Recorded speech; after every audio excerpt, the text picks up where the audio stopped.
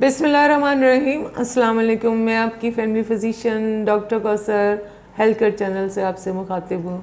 उम्मीद है आप लोग सब खैरियत से होंगे। आज की हमारी वीडियो का टॉपिक है बेटा या बेटी, यानी बॉय होगा या गर्ल होगी।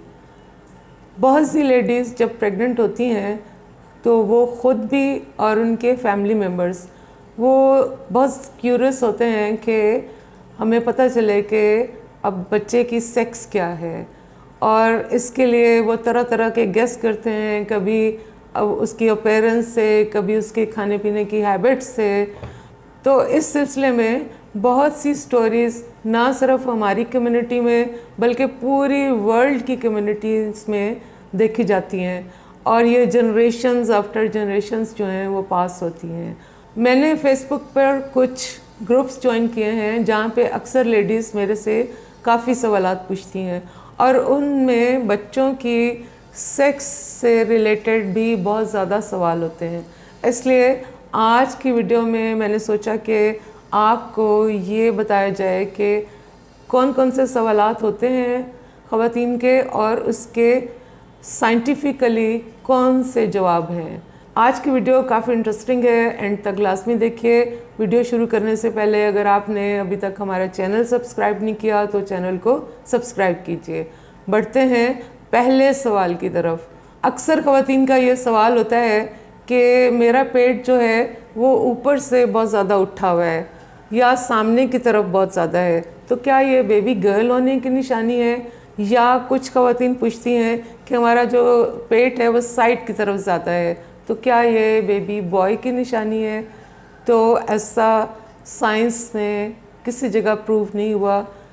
आपके जो पेट की शेप है वो प्रेगनेंसी से पहले आपकी बॉडी शेप पर, आपकी मसल्स की टोन पर और आपके प्रेगनेंसी में वेट गेन पर डिपेंड करती है। इसका बच्चे की सेक्स से कोई ताल्लुक़ नहीं। दूसरा सवाल ये आता है कि मैं डॉक्टर के पास चेक कराने गई और डॉक्टर ने मुझे बच्चे की हार्ट बीट सुन के बताया कि ये 140 से ज़्यादा है, तो क्या ये बेबी बॉय होने की निशानी है? ये आपको पता होना चाहिए कि जो हार्ट बीट होती है बच्चे की वो शुरू के तकरीबन 5 वीक्स तक वो ही होती है जो कि माँ की होती है, यानी अराउंड 80 से लेके 85, और उसके बाद 9th वीक तक ये थोड़ी इंक्रीज़ हो जाती है और ये 170 से लेके 200 बीट्स पर मिनट होती है।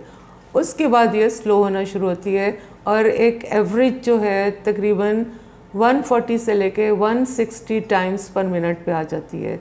इसलिए बहुत सी स्टडीज़ में देखा गया है कि बच्चे की हार्ट बीट का बच्चे के जेंडर से कोई ताल्लुक़ नहीं। तीसरा जो सवाल अक्सर आता है वो ये कि ख़ातून पूछती हैं कि जब से मैं प्रेग्नेंट हुई हूँ मेरा मीठा खाने को बहुत दिल चाहता है, तो क्या ये बेबी गर्ल की निशानी है?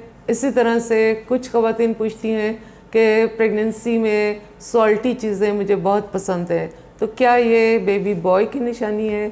आपको इस चीज़ का इल्म होना चाहिए कि प्रेगनेंसी में बहुत से हार्मोन्स जो हैं वो रिलीज़ होते हैं और उनकी वजह से फूड क्रेविंग होती है, या आपकी बॉडी में कोई न्यूट्रिएंट जो है वो डेफिशिएंट है जिसकी वजह से आपको वो चीज़ की ज़्यादा तलब होती है।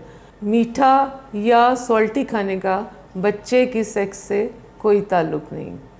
अगला सवाल ये आता है कि जब से प्रेगनेंसी हुई है मेरी जो स्किन है वो बहुत ज़्यादा डल हो गई है, ऑयली हो गई है, तो क्या ये बेबी गर्ल की निशानी है?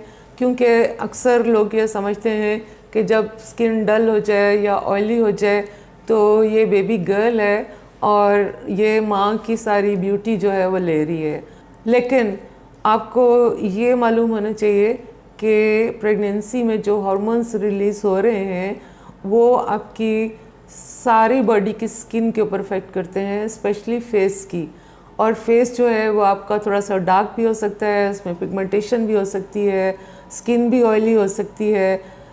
इस चीज़ का बच्चे की सेक्स से कोई ताल्लुक़ नहीं है। अब कुछ ख़वातीन ये पूछती हैं कि जब से प्रेगनेंसी हुई है मेरी टांगों पर भी बहुत बाल आ गए हैं, फेस पे भी बहुत बाल आ गए हैं, तो क्या ये बेबी बॉय की निशानी है? तो उनके लिए ये जवाब है कि बच्चा जो होता है वो इस तरह के कोई हार्मोन्स प्रोड्यूस नहीं करता जो कि माँ की हेयर ग्रोथ के ऊपर इफ़ेक्ट हो, इसलिए ये बेबी बॉय की निशानी नहीं है। अब बहुत सारी ख़वातीन का ये सवाल होता है कि उनको नौज़िया वॉमिटिंग बहुत ज़्यादा हो रहा है, तो इस सिलसिले में थोड़ी सी रिसर्च आई है और देखा गया है कि जिन लोगों को फर्स्ट ट्राइमेस्टर में नौज़िया वॉमिटिंग ज़्यादा होता है तो बहुत मुमकिन है कि उनके घर बेबी गर्ल ही पैदा होगी, लेकिन इसके लिए भी अभी बहुत सारी फर्दर रिसर्च की ज़रूरत है। अब आपको ये बताते हैं कि आपको सबसे रिलायबल मेथड कौन सा फॉलो करना है जिससे कि आपको पता चल सकेगा कि ये बेबी बॉय है या गर्ल है। उसके लिए जो सरफहरिस्त मेथड आता है वो अल्ट्रासाउंड है।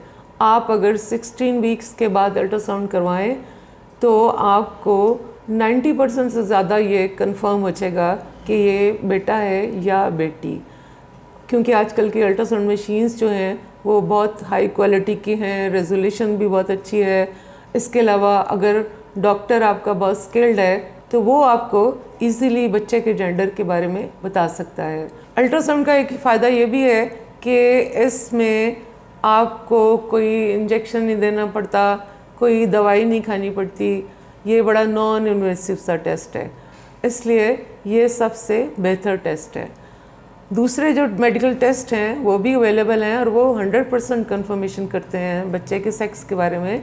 मसलन कोरियोनिक वेलस सैम्पलिंग है, फीटल ब्लड सैम्पलिंग है, लेकिन इसके लिए बच्चे का टिश्यू थोड़ा सा लेना पड़ता है और ये इन्वेसिव टेस्ट होते हैं और इनका बहुत ज़्यादा रिस्क होता है।